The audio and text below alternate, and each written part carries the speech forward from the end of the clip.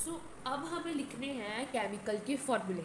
ठीक है, केमिकल के फॉर्मूले लिखने से पहले हमें एटम के बारे में तो पता होना चाहिए। ठीक है, एटम्स, अब देखो आपकी ये ड्यूटी है कि आपको पता होना चाहिए सभी एटम्स का सिंबल, मतलब जितने भी एलिमेंट्स हमें ज़रूरी हैं, पहले 20 एलिमेंट्स हमें ज़रूरी है, आपको उनका सिंबल पता होना चाहिए और आपको उनका एटॉमिक नंबर भी पता होना चाहिए कि उनका एटम का नंबर क्या है। हमने सब एटम को एक नंबर दिया, क्यों दिया? सपोज हम पहले बात करते हैं सोडियम की। सोडियम को हमें नंबर दिया 11, क्यों? कुछ सोच कर दिया होगा, क्योंकि उसमें क्वांटिटी ही 11 की है। तो आप सोच रहे होंगे क्वांटिटी ही 11 की मतलब, देखो मैं आपको एक फुल स्टोरी की जैसे समझाती हूँ। पहले हम बात करते हैं डेल्टन की। डेल्टन ने कहा था कि जो हमारा एटम है वो एक ऐसा छोटा पीस है जिसे हम आगे नहीं डिवाइड कर सकते, जो कि नॉन डिविजिबल है। ठीक है, बट कुछ आगे साइंटिस्ट आए, उन्होंने कहा कि हम एटम को भी तोड़ सकते हैं, हम एटम के भी कुछ पीसेस कर सकते हैं। ठीक है, एटम किन किन चीज़ों से बना हुआ है? एटम में तो किसी चीज़ से बना होगा खुद। सो एटम एक ऐसी मतलब यूनिट से बना है जिसे हम बोलते हैं इलेक्ट्रॉन, प्रोटॉन, न्यूट्रॉन। ठीक है, मतलब ये ऐसे पॉइंट्स है, लाइक एक डॉट जो मैंने बनाई है, एक ऐसे होते हैं डॉट की तरह, और इन पे कुछ चार्जेस होते हैं। आप आयंस को याद कर सकते हो, बट आयंस ऐसे होते हैं कि पूरे एटम पे चार्ज है, पूरे एटम पे चार्ज आया, क्यों? क्योंकि वो एटम ही किससे बना है? हमारे चार्जेस से बना है। एटम किससे बना है आप कह सकते हो? एटम हमारे चार्जेस से बना है। कुछ कुछ प्लस चार्जेस हैं, कुछ नेगेटिव चार्जेस हैं, कुछ न्यूट्रल है, मतलब ना पॉजिटिव ना नेगेटिव। समझ के? ठीक है, अब देखो कि हमारा इलेक्ट्रॉन, हमारा एटम का स्ट्रक्चर क्या है। एटम गोल है, सबको पता है। उसका जो सेंटर पोर्शन है उसमें सभी पॉजिटिव है। जो हमारा न्यूक्लियस है एटम का, वो पूरा पॉजिटिव पॉजिटिव पॉजिटिव है, वो पूरा प्रोटॉन है। पी से पॉजिटिव, टी से प्रोटॉन, मतलब सेंटर पार्ट हमारा हो गया पॉजिटिव। अब आपको ये देखना है कि जो हमारा एटम है ना, वो कितनी शेल्स का बना है। अनलिमिटेड शेल्स है उसमें। ठीक है, कितनी शेल्स हैं, और उस शेल्स में क्या है? इलेक्ट्रॉन्स। ठीक है, आपने अभी तक की ये इन्फॉर्मेशन बहुत अच्छी तरीके से याद रखनी है। एटम कितनी ज़्यादा शेल्स का बना हुआ है, मतलब एटम में कितनी ज़्यादा शेल्स हैं। बीच में हमारा छोटू सा बहुत बहुत बहुत छोटा न्यूक्लियस है। ठीक है, और आसपास जो शेल्स हैं उसमें इलेक्ट्रॉन्स भरे हुए हैं। ठीक है, अब उसमें 11 इलेक्ट्रॉन भरे हैं। इसके लिए हमने इसका नाम क्या रख दिया? Atomic number 11। हमने इसको नंबर दे दिया 11, क्यों? क्योंकि जिस चार्जेस से बना है, जिस इलेक्ट्रॉन्स इसमें है, वो है 11। ठीक है, सो अब आपको एक बहुत इंपॉर्टेंट इन्फॉर्मेशन याद रखनी पड़ेगी। जब मैंने कुछ नंबर्स लिखे हैं ना, तो साइंटिस्ट ने कहा कि ये सब ना मैजिक नंबर्स हैं। कि वो कैसे है ना, ये नंबर हमारे मैजिक नंबर्स हैं जो कि आपको याद रखनी है। 2, 8, 18, 32। हमारा पहला शेल, हमने पहले शेल को नाम दे दिया के। ठीक है, सपोज हमने के नाम दे दिया और हमारे पहले शेल को हमने के कहा। और पहली के शेल में जब हमने देखा, जब साइंटिस्ट ने एटम को देखा, तो उन्होंने देखा वहाँ पर मैक्सिमम, मतलब आप 2 ही इलेक्ट्रॉन्स उस शेल में रह सकते हैं और कोई भी इलेक्ट्रॉन उसमें ऐड नहीं होगा। ये इसका रूल है, सिद्धांत है। ठीक है, कि आप जैसे हमारे नेचर का रूल है ना कि सूरज रोज उगेगा उगेगा, वैसे ही हमारे एटम का रूल है कि 2 से ज़्यादा इलेक्ट्रॉन पहली शेल में नहीं आएंगे। ठीक है, दूसरी शेल का क्या रूल है कि 8 इलेक्ट्रॉन जैसे मर्जी डाल दो आप, 8 या 8 से कम जितनी मर्जी डाल दो, 9 इलेक्ट्रॉन नहीं जा सकते वहाँ पे। अगर 9 इलेक्ट्रॉन चले गए तो धक्का बुक्की हो जाएगी और हमारा एटम बर्स्ट हो जाएगा, टूट जाएगा। ठीक है, और जो हमारी तीसरी शेल है वहाँ पर 18। ठीक है, सो और नेक्स्ट शेल हमारी 32। ऐसे ऐसे करती, बट आपको अभी तक तो है ये 4 याद रखने, मतलब आपको इसी हिसाब से अपने शेल्स में इलेक्ट्रॉन्स भरने हैं, खुद भरने हैं। आप देख सकते हो, इस रूल्स को फॉलो करो और भरो। अभी देखो, आपने देखना है कि हमारा एटम का नंबर क्या है, ये आपको बहुत अच्छी से याद होना चाहिए। अच्छा 11 है, तो हम पहली शेल में कितने डाल दें? 2 डाल देते हैं। ठीक है, नेक्स्ट शेल में पूरे 8 डाल देते हैं। ठीक है, मतलब 2 + 8 10। अब 11 है, मतलब एक इलेक्ट्रॉन हम नेक्स्ट शेल में डाल देते हैं। अब आप कहोगे यार एक तो इलेक्ट्रॉन है, काश हम उसके साथ ही फिट कर देते पहले वाले में। ऐसा नहीं हो सकता, कभी भी नहीं। ठीक है, तो हमें उसी ही शेल में उस इलेक्ट्रॉन है जो रखना पड़ेगा। अब आपको जो मैजिक नंबर्स है ना, आपको ये याद रखना है, जब जब जो हमारी जब जब इतने इतने इलेक्ट्रॉन्स, मतलब 2, 8, 18, 32 ऐसे ऐसी मतलब लाइन में इलेक्ट्रॉन भर रहे हैं, तो वो एटम खुश रहेगा। एटम को हर कोई चाहता है ना खुश रहो, ठीक है। एटम कब खुश रहेगा, जब उसके पास कैसे इलेक्ट्रॉन होंगे, जब उसकी पहली शेल में 2, वाह उसे तो कहने में मौज होगी, 2 पहले इलेक्ट्रॉन आ गए, दूसरे में 8 आ गए, अभी तो वो शांति से भरा बैठा है, उसे ना कोई कुछ है, वो पूरे आराम से करेगा, ठीक है। तो यही एटम, हर कोई एटम चाहेगा उसे शांति मिले, वो स्टेबल हो जाए, उसमें कोई एक्स्ट्रा इलेक्ट्रॉन ना आए, ठीक है। अभी ऐसी ही स्टोरी हमारी क्लोरीन की है। उसमें क्या है 17 एटॉमिक नंबर है, चलो इसमें भी भर के देखते हैं। पहले 2, सेकंड में 8, 2 + 8 10, अब बचे कितने हमारे 7, तो 7 हमने डाल दिए, ठीक है। तो अब क्या हुआ, सोडियम कह रहा है मेरे पास ना 1 इलेक्ट्रॉन ज़्यादा है, क्योंकि उसकी पूरी खाली शेल में 1 इलेक्ट्रॉन जो है वो राज कर रहा है पूरा, ठीक है, वो खाली है। अभी जो है सोडियम को टेंशन है, अभी मेरे बाकी 2 तो भर गए हैं, है ना, वो बहुत खुश है, पहला 2 भी भरा है, बाकी अभी कहते हैं ये 1 तो है ना खाली है, इसको मैं क्या ठिकाने लाऊँ, ये मेरे काम नहीं आ रहा है ना, ठीक है। तो इसने क्या किया, तो जब क्लोरीन की कहानी क्या है, उससे था 2 है, 8 है और 7 है। तो क्लोरीन कह रहा है काश मुझे 1 इलेक्ट्रॉन और मिल जाए, मैं तो पूरा खुशी से खुश हो जाऊँ, क्योंकि मेरे पास 8 नंबर आ जाएगा। तो क्या हुआ, सोडियम ने कहा मुझे देना है, क्लोरीन ने कहा मुझे लेना है, तो सोडियम ने अपना इलेक्ट्रॉन क्या किया, हमारे क्लोरीन को दे दिया। सो ऐसे ही हमारे सोडियम और क्लोरीन के जो चार्जेस थे, ऐसे ही हमारे जो सोडियम और क्लोरीन के चार्जेस थे उस पर प्लस आया था। क्यों प्लस आया था, मैंने आपको आइंस में केस में बताया हुआ था। क्यों प्लस आया, क्योंकि उसने 1 इलेक्ट्रॉन अपना दे दिया, क्लोरीन उसने ले लिया। तो अब पॉजिटिव और नेगेटिव है। अब आपको पता है जब पॉजिटिव और नेगेटिव मिल गए मतलब एक न्यूट्रल कंपाउंड हो जाएगा, कंपाउंड पूरा न्यूट्रल हो जाएगा, फिर साथ हो जाएगी दोनों, है ना। सो ऐसे ही हमारा कंपाउंड बन गया NaCl। तो ये पूरा प्रोसेस है हमारे कंपाउंड के बनने का, ठीक है। मैंने आपको आइंस के केस में बताया था कि सोडियम ने अपना एक एटम दे दिया। देखो वो मैंने तब बताया था क्योंकि मैंने आपको स्ट्रक्चर ऑफ एटम नहीं समझाया था। अब आपको ये बात समझनी है कि हम जो सोडियम है वो अपना पूरा एटम थोड़ी किसी को दान दे जाएगा, तो उसका एटम तो कम हो जाएगा, उसका तो मास कम हो जाएगा ना पूरा, वो तो कम कम क्वांटिटी में हो जाएगा। सो वो अपना एटम नहीं देगा, वो अपना कुछ इलेक्ट्रॉन निकाल कर, अपना 1 इलेक्ट्रॉन जो उसे नहीं चाहिए वो उसे निकाल कर देगा। वो अपना मास नहीं खराब करेगा, वो अपना 1 इलेक्ट्रॉन निकाल कर क्लोरीन को दे देगा। सो अब हम एक टर्म पढ़ने जा रहे हैं वैलेंसी, ठीक है। वैलेंसी क्या होता है, एक कैपेसिटी, ठीक है। द कंबाइनिंग पावर और capacity of an element is known as valency. मतलब कितनी पावर है उस एटम के नंबर में जो वो अपनी शो करता है, ठीक है। हमने मैजिक नंबर्स लिख लिए 2, 8, 18, 32। मतलब हर एक एटम में कितनी खाली जगह है कि वो कितने एटम अपने पास रख सकता है। अब 11 वाला एटॉमिक नंबर है, वो तो चलो जितने 281 रख सकता है। अब जो है हमारा कह लो कि 17 वाला है, वो 287 रख सकता है। मतलब हर एक एटम की डिफरेंट कैपेसिटी है अपने पास रखने को, अपने पास इलेक्ट्रॉन रखने को, वो होगी हमारी वैलेंसी। अब मैंने नीचे 4 एटॉमिक नंबर दिए हैं, आप कोशिश करिए इसकी वैलेंसी लिखने की, वीडियो पॉज करके, फिर मैं आपको इसका आंसर लिख के बताऊँगी। आई होप कि आपने लिख लिए होंगे, ठीक है। सो पहले हमारे शेल में 2 आ गए, ठीक है, आगे में 8। अब हमने देखा 19 है, मतलब 2 + 8 10, 19 - 10 क्या बचा 9, वो हमने अगले में भर दिया। हमारी कितनी कैपेसिटी थी यहाँ पर भरने की 18, 8 नहीं थी 18 थी तीसरे शेल में। अब जैसे जैसे शेल से हम जैसे जैसे न्यूक्लियस बढ़ता जाएगा, जैसे जैसे एटम है हमारा, पहला शेल छोटा, अगला शेल थोड़ा बड़ा, उससे अगला शेल काफ़ी बड़ा हो जाएगा ना, तो कैपेसिटी भी कितनी हो जाएगी ज़्यादा। ऐसे ही 282, 285 एंड 286, सॉरी मैंने ये गलत लिख दिया सेकंड वाला, वहाँ पर 28, यहाँ पर आपको लिखना है 2 8 10 10 10 20, ठीक है।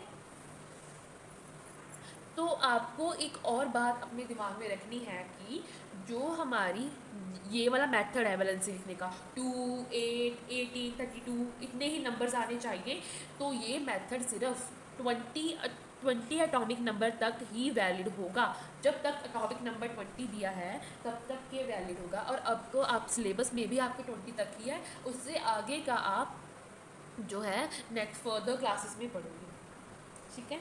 और आपको ये प्रैक्टिस करनी होगी बार बार लिखने की वैलेंसीज की, और तभी आप है जो केमिकल फार्मूला बना सकते हो। और आपको ये भी बात याद रखनी है कि जब आप देख रहे हो कि जैसे मैंने कहा कि पहले में 2 है, अब पहले में 2 भर चुका है, तो वो वाला शेल हो गया स्टेबल, मतलब जितने उससे चाहिए थे उतना उसे मिल गया। अगर आपको कोई अपनी जो चीज़ आपने मांगी है भगवान से आपको मिल गई है तो आप खुशी से खुश रहोगे ना, आप और नहीं कुछ मांगोगे, आप स्टेबल रहोगे, मतलब हाँ ठीक है थैंक यू आपने दे दिया। ऐसी हमारी पहली शेल है। अब सेकंड शेल क्या है, उसे चाहिए थे मैक्सिमम 8। अब जैसे जैसे आप बड़े हो रहे हैं आपकी डिमांड भी बढ़ रही है, ऐसी हमारे शेल की डिमांड भी बढ़ रही है, ठीक है। और अब आगे है 9 है, ठीक है। मतलब अगर शेल फिर सोच रहा है, कहता है मुझे 9 इलेक्ट्रॉन मिले हैं, काश 9 और मिल जाते तो मेरे 18 हो जाते तो मैं तो पूरा पूरा खुश हो जाता। मतलब जो जिसका एटम का नंबर है उसी उस हिसाब से इलेक्ट्रॉन मिले हैं, ठीक है। मतलब आप भी ये हमारी लाइफ से आप रिलेट करो, ठीक है। आप जिस लेवल के हो ना आपको भगवान उसी चीज़ देगा, आपको 100% चीज़ नहीं मिलेगी, ठीक है। वो 100% चीज़ कुछ जो भगवान के बहुत पुजारी होते हैं ना उनको मिलेगी, वो हमारे कुछ और वो कुछ और एटम के नंबर होते हैं, वो कुछ स्पेशल होते हैं, वो उनकी कह लो कि वो स्पेशल ही होते हैं जो पूरे पूरे स्टेबल होते हैं, जो उनको पूरा पूरा मिल जाता है इलेक्ट्रॉन। और ये हमारे जो नॉर्मल है इन्हें नहीं मिलता, जितना इनकी कैपेसिटी है उनका ही मिलता है, फुल नहीं मिलता। अगर सबको फुल मिलने लगा तो हमारी इलेक्ट्रॉन्स की वैल्यू नहीं रहेगी। ऐसे ही हमारा है कि अगर हमें सब कुछ मिलने लग गया तो हमें भगवान की वैल्यू नहीं रहेगी ना। तो मैंने इससे कुछ रिलेट करके आपको बताया कि आपको ये अच्छे से समझ आ जाए। सानू फॉर्मूले लिखन ਲਈ मैं हिंदी जो बोलनी सी। सो हमें फॉर्मूले लिखने के लिए कुछ अपने रूल्स पता होने चाहिए कुछ, ठीक है। अब मैं आपको ये रूल्स पढ़ाने से पहले आपको ये बात बताना चाहती हूँ कि आपको ये जो है कॉमन आपको पता होगा कि वन पॉजिटिव चार्ज जो है वो एक नेगेटिव चार्ज को न्यूट्रल करता है, ठीक है। आपको ये बात अगर आपने माइंड में रख ली तो आप कोई भी फॉर्मूला बना सकते हो इसी वजह से। अब देखो Na+ है, Cl नेगेटिव है, ठीक है। ये आपको पॉजिटिव नेगेटिव आपको यही पता करना पड़ेगा कि कौन इलेक्ट्रॉन दे रहा है और कौन इलेक्ट्रॉन ले रहा है। सो हमारा एक पॉजिटिव चार्ज है एक नेगेटिव चार्ज है, दोनों क्या हो गए आपस में न्यूट्रल हो गए, और हमारा कंपाउंड क्या बन गया NaCl। ऐसे हम दूसरे एग्जाम्पल पे आते हैं। अब हमारे Mg+2 है, मतलब इसने 2 इलेक्ट्रॉन दिए होंगे, और क्लोरीन ने कितने लिए, एक। अब हम इनको बैलेंस करना है, हमेशा बैलेंसेस को बैलेंस ही करोगे। तो हमने क्या किया, एक पॉजिटिव लिया एक नेगेटिव लिया, उसे क्या कर दिया न्यूट्रल कर दिया, ठीक है। बट हमारे मैग्नीशियम का तो एक चार्ज बचा हुआ है, ठीक है। तो अब हम उसे क्या लिखेंगे, मैग्नीशियम MgCl2। समझ रहे हो ना आप कि मैग्नीशियम का पॉजिटिव 2 था, क्लोरीन का माइनस था। आपने क्लोरीन का जो नेगेटिव वाला था, मतलब क्लोरीन का आप ये नहीं देख रहे, चलो नेगेटिव नहीं देख रहे, क्लोरीन में क्या है 1 है, ठीक है, और मैग्नीशियम में 2 है, ठीक है। तो हमें क्लोरीन को भी एज अ 2 करना है, तो हमने क्लोरीन के जो है चरणों में हमने 2 लिख दिया, ठीक है। ये एक बैलेंस है, इसकी मैं आपको और एग्जांपल्स आगे सिखाऊंगी, ठीक है। अब आपको ये रूल और याद रखना है कि जो हमारा मेटल है हम उसे लेफ्ट साइड में लिखेंगे, नॉन मेटल है उसे राइट साइड में लिखेंगे, ठीक है। जैसे कैल्शियम मेटल, ऑक्सीजन क्या है नॉन मेटल, कॉपर क्या है मेटल, ऑक्सीजन नॉन मेटल, ठीक है। तो ये ऐसा हमारा बेसिक रूल है। और आता है next poly atomic cation. Poly मतलब जब कितने ज़्यादा एटम हो। अब हमारे ये एग्जाम्पल में कितने एटम है, 3, मैग्नीशियम भी है, ऑक्सीजन भी है, हाइड्रोजन भी है। अब तीनों अलग अलग हैं, तो हमें ये बताना है कि जो OH के चरणों में हमें 2 आइंस डाले, मतलब 2 डाला है, मतलब O2 है और H भी 2 है। हमें ये बताना है कि दोनों 2 है, तो हम उसके अलग अलग पैर पे नहीं डालेंगे, हम एक ब्रैकेट बना लेंगे और 2 डाल देंगे, ठीक है। ऐसी हमारी एग्जाम्पल है NaOH, ठीक है। अब दोनों एक एक है तो हमें कोई ब्रैकेट डालने की ज़रूरत ही नहीं है, क्योंकि वन तो कॉमन ही है कि पता ही होगा एक एक है, अगर कुछ और नहीं। अब हम जो है फॉर्मूला लिखने का और कुछ बेसिक्स मेथड सीखेंगे। अगर आपको बेसिक्स आ गए तो मैं कहती हूँ कि आपको कोई किसी भी ज़मीन या आसमान से फॉर्मूला लिखना आ जाए तो आप लिख सकते हो, ठीक है। तो इसलिए थोड़ा सा ध्यान से सुनिए। पहले बात करते हैं बाइनरी कंपाउंड्स। बाइनरी मतलब दो एलिमेंट्स जब जुड़ते हैं, वो जब अलग अलग दो एलिमेंट जुड़ते हैं तो इकट्ठा एक कंपाउंड बनते हैं। मतलब बाइनरी कंपाउंड मतलब दो एलिमेंट से जुड़ने वाला एक कंपाउंड जब बनता है उन्हें बाइनरी कंपाउंड क्या कहा जाता है। ठीक है, अब हम बात करते हैं हाइड्रोजन और क्लोरीन की। सपोज एक बोतल में मैंने हाइड्रोजन रख ली, दूसरे में रख ली मैंने क्लोरीन, और मैंने कहा चलो इनकी कुछ रिएक्शंस करके देखते हैं कि कौन सा फॉर्मूला बनाते हैं। ठीक है, पहले केस में मैंने हाइड्रोजन लिया, तो इनके लिए आपको सबको मेरी रिक्वेस्ट है कि आप प्लीज़ वैलेंसीज याद कर लें, उनके बिना आपको फॉर्मूले नहीं होंगे। आप निकाल भी लोगे, मैं नहीं कहती आपको बेसिक मेथड आना चाहिए निकालने का, बट अगर आपको याद रहेगी तो आप इंस्टेंटली अपना क्वेश्चन कर सकते हो। हाइड्रोजन की वैलेंसी एक है, मतलब कि वो एक ही एटम दे सकती है। क्लोरीन क्या गया है, कितनी कैपेसिटी है उसकी, अब सबकी खाने की कैपेसिटी भी अलग होती है, इनकी इलेक्ट्रॉन लेने की कैपेसिटी ऐसी है, कोई 2 ही रोटियाँ खा सकता है, कोई 3 खा लेता है, कोई 10 तक खा लेता है, मतलब हर एक की कैपेसिटी होती है। हाइड्रोजन की है कि हम यार मैं तो एक ही इलेक्ट्रॉन दे सकता हूँ। क्लोरीन कहता है चलो मैं एक ही ले सकता हूँ, चलो हमारी तो जोड़ी बन गई, इन्होंने एक ले लिया, इन्होंने एक दे दिया। तो जब हमने इन्होंने आपस में लेन देन कर लिया, तो हम इसमें क्रॉस क्यों बनाया कि जो क्लोरीन की वैलेंसी लिखी होगी वो हम हाइड्रोजन में लिख देंगे, जो हाइड्रोजन की होगी वो क्लोरीन में लिख देंगे। क्यों? क्योंकि ये हमें दोनों को बैलेंस करना है। अगर दोनों बैलेंस होंगे तभी तो वो इकट्ठे फ्रेंड बन के रहेंगे, तभी तो वो एक कंपाउंड बनाएंगे। अब हमारा क्या कंपाउंड बन गया, HCl, तो हमारा आंसर आ गया। अब आपको ना बहुत एक ध्यान से सुनना है कि आपको इनको नेमिंग करनी आनी चाहिए। देखो, पहले था हमारा हाइड्रोजन, दूसरे में था क्लोरीन। पहले हमने हाइड्रोजन ऐसे ही लिख लिया, ठीक है। Cl को हम क्लोरीन नहीं लिख सकते, हम ऐसे नहीं बोलेंगे हाइड्रोजन क्लोरीन, ऐसे नहीं लिखेंगे। जो नेगेटिव वाले होंगे, मतलब जो नॉन मेटल्स होंगे जो बाद में आते हैं, वो उसमें सभी हम जो स्यूफिक्स लगाएंगे, मतलब जो पीछे लगता है, ठीक है, हम लगाएंगे DE। क्या लगाना है आपने, DE, ये आपको याद रखना है। तो अब हम हमारा क्या है Cl, तो हम क्या लिखेंगे, हाइड्रोजन क्लोराइड, क्लोरीन नहीं, N हटाकर DE लगाना है। ये बहुत बहुत इम्पॉर्टेंट है आपके लिए, ठीक है, याद रखना। और हमें 8 कहाँ लाना है, लगाना है कार्बन सल्फर नाइट्रोजन, मतलब कि आपने यहाँ की कैल्शियम, कैल्शियम कार्बन नहीं लिखना आपने, कैल्शियम कार्बोनेट, ठीक है। ऐसे एस में सल्फर मतलब सल्फेट, नाइट्रोजन मतलब नाइट्रेट। क्या लिखना है आपको, कार्बन कार्बनेट, सल्फर का सल्फेट, नाइट्रोजन का नाइट्रेट। ये आपको तीनों ही माइंड में बिठा लीजिए। अगर ये तीनों कहीं पर भी आ गए, कार्बन सल्फर नाइट्रोजन, 8, इन्हें खिला दो, CSN को खिला दो, आपको CNC बिस्कुट सुना होगा ना, CNS बिस्कुट रख दो और उसे खिला दो, 8 करवा दो, आपने वहाँ पर 8 लगा दी। बाकी जो मर्जी आ जाए आपको DE लगाना है। ऑक्साइड, क्लोराइड, नाइट्राइड, नाइट्राइड भी लिख देते हैं, ठीक है, बट वो आपको वैलेंसीज याद करने के बाद ही आपको सारा समझ आएगा। तो आपकी मेरी रिक्वेस्ट है कि वैलेंसीज याद कर लें कि अगर आपको फॉर्मूले इजी सीखने हैं। तो अब हम इसकी कुछ प्रैक्टिस करेंगे, ये आपका क्लियर हो जाएगा। तो मैंने आपकी कन्फ्यूज़न थोड़ी दूर करने के लिए ये बनाया है, ठीक है।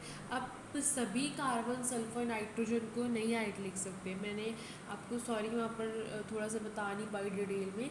तो मैंने सोचा कि ये आपको जो है आप इसका स्क्रीनशॉट भी ले सकते हो, और आपको ये सब याद करने ही पड़ेंगे, तभी आपको जो कन्फ्यूजन्स नहीं होंगी, ठीक है। देखो, मैं कोशिश करती हूँ कि आपको ये याद हो जाए। सल्फाइड, आइड मतलब S-2, ये फॉर्मूला होगा। नाइट्राइड, नाइट्राइड आइड, आइड, ठीक है। सल्फर का -2, नाइट्रोजन -3 लगाना है। नाइट्रेट NO3-, 8O3-, ऑक्साइड -2, ठीक है। Sulphide, oxide -2 check. नाइट्राइड, अब देखो नाइट्रोजन में है जो 3 वैलेंसी होती है, तो हमारा लिख दिया -3, ठीक है। अब कार्बोनेट -2, ज़्यादातर केस में -2 है, आपको ये याद रखना है, except the case of nitride, फिर आपको सभी याद हो जाएगा। सल्फेट SO4-2, अगर सल्फाइट आ गया SO3-2, आइट आइट बोलने में छोटा लग रहा है, मतलब ऊपर आप लिखोगे, आपका फॉर्मूला होगा SO3-2, अगर 8 बोला बड़ा लगा SO4 हो जाएगा। आप ऐसे याद रखना, ये सब बहुत इंपॉर्टेंट है आपको कन्फ्यूजन दूर करने के लिए। अगर आपको सभी याद हो जाएगा, पूरा टेबल ही आपको याद करना है, आप हर की वैलेंसी निकाल सकते हो, बाद में आपको प्रैक्टिस के बाद इंस्टेंटली याद हो जाएंगी, ठीक है, आपकी टिप्स फिर हो जाएंगी पूरी। सो मैंने सभी फॉर्मूले एक बार लिख दिए हैं, मैं आपको ये करके एक्सप्लेन करूँगी और उनके नाम, ठीक है। सबसे पहले H की कितनी वैलेंसी 1, S की 2, तो कंबाइन किया क्या बन गया, H के पैर में 2 चला गया, क्योंकि S के पैर में जो 2 था वहाँ पर चल गया वो S, और S के पैर में क्या आ गया 1, H2S, हाइड्रोजन सल्फाइड, ठीक है। अब कार्बन की 4, क्लोरीन की 1, क्या बन गया CCl4, इसका क्या हो गया कार्बन टेट्रा क्लोराइड। क्यों हमने टेट्रा वर्ड यूज़ किया, क्योंकि वहाँ पर उसके पैर में 4 क्लोरीन है, 4 क्लोरीन मतलब टेट्रा क्लोराइड, ठीक है। ऐसे ही हमने लिख दिया मैग्नीशियम क्लोराइड, हमने यहाँ पर मैग्नीशियम बाइक्लोराइड नहीं लिखा, पर हमने मैग्नीशियम क्लोराइड लिख दिया, ठीक है। सो एल्युमिनियम के पैर में 3, ऑक्सीजन के पैर में -2 हमने किया, तो क्रॉस किया तो Al2O3 बन गया एल्युमिनियम ऑक्साइड। अब कैल्शियम का 2, O का 2 हमने कंबाइन किया कैल्शियम ऑक्साइड। आपको एक चीज़ याद रखनी है, अगर दोनों सेम वैलेंसीज आ गई, जैसे यहाँ पर आ गई 2, तो ये कैंसिल हो जाएंगी और हमारा फॉर्मूला बिल्कुल स्ट्रेट बन जाएगा कैल्शियम ऑक्साइड। वहाँ पर सोडियम की 1, नाइट्रेट की -1, क्या बन गया सोडियम नाइट्रेट। कैल्शियम की 2, OH की -1, कंबाइन कैल्शियम हाइड्रोक्साइड, ठीक है। अब हमने ब्रैकेट डाला क्योंकि वहाँ पर पॉली एटॉमिक आयन है। सोडियम की 1, कार्बोनेट की -2, सोडियम कार्बोनेट।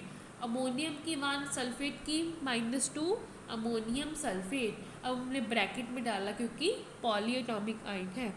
उसको, उस बंदे को कुछ नहीं समझ आएगा अगर उसने वैलेंसीज का टेबल नहीं याद किया, तो अभी भी मेरी रिक्वेस्ट है प्लीज़ उसे याद कर लीजिए कि आपको ईजी हो।